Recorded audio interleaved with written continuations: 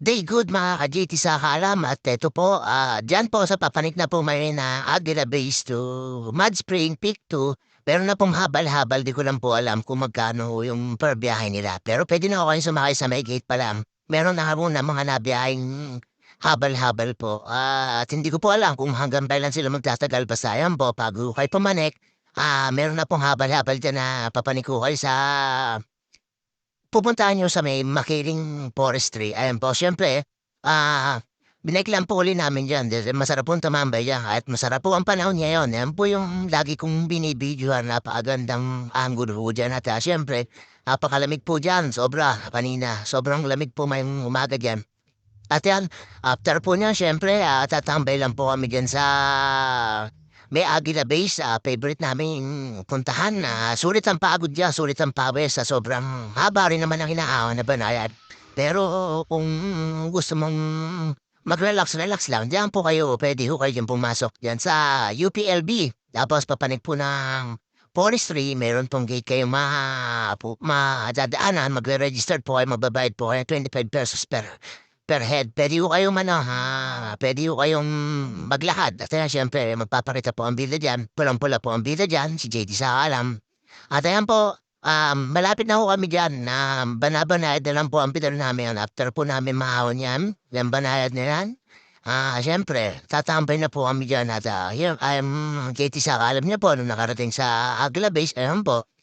Pakit-pakit po yun diyan tapos ayan, ayos-ayos ng buhok, nagpapa-cute tapos lakad-lakad lang po papunta ng tapos ayan, pakit-takit lang po yan mga dito sa alam. Tapos, palit na ho kami sa taas niyan.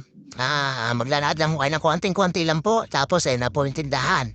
Ayan, at bumalik lang po kami saglit tapos, punta nun sa tindahan, kumain pa ako diyan ng turon, 'di ba? Tapos, siyempre yung favorite ko pong inumin diyan ay yung buko.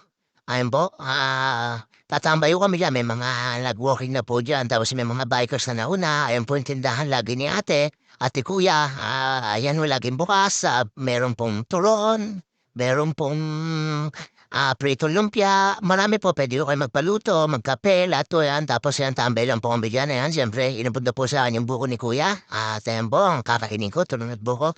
Lagi po may nag-aantay po diyang aso, puwede niyo silang bigyan, puwedeng hindi, depende po sa inyo basta yung mga asong yan hindi naman po makakagat yan. Tambay lang po kami diyan.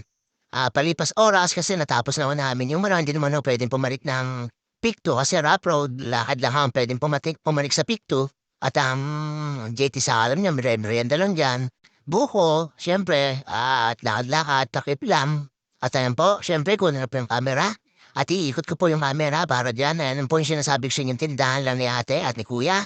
Sila lang po lagi ang mag-iisang tindahan diyan. Marami naman po makakakain diyan, depende lang po sa ipaluluto niyo. At ayan po siyempre tambay muna kami ni Pisancino, pahinga bago bumaba. At ayan po yung sinasabi ko sa inyo, napakasarap pong tumambay diyan na napakalamig po yung araw namin yan, hindi umaulan tapos hindi madulas ang kalsada. Shoutout kay paring Jasmine na naiwan namin na meron palang kasama mga taga-Kabuyaw. At siyempre po, kuha uli ako sa turon pa, bitin pa sa turon si JT sa alam nyo. Kaya yun, pagkakuha ko uli ng turon, balik uli ako sa uupuan namin. Tapos ayan po mga JT sa alam, babus na po. Sa next ride na lang po ulit tayo. Hanggat wala pa ko kaming lakad ni Major number 1, Major number 2. Ganito na lang po tayo.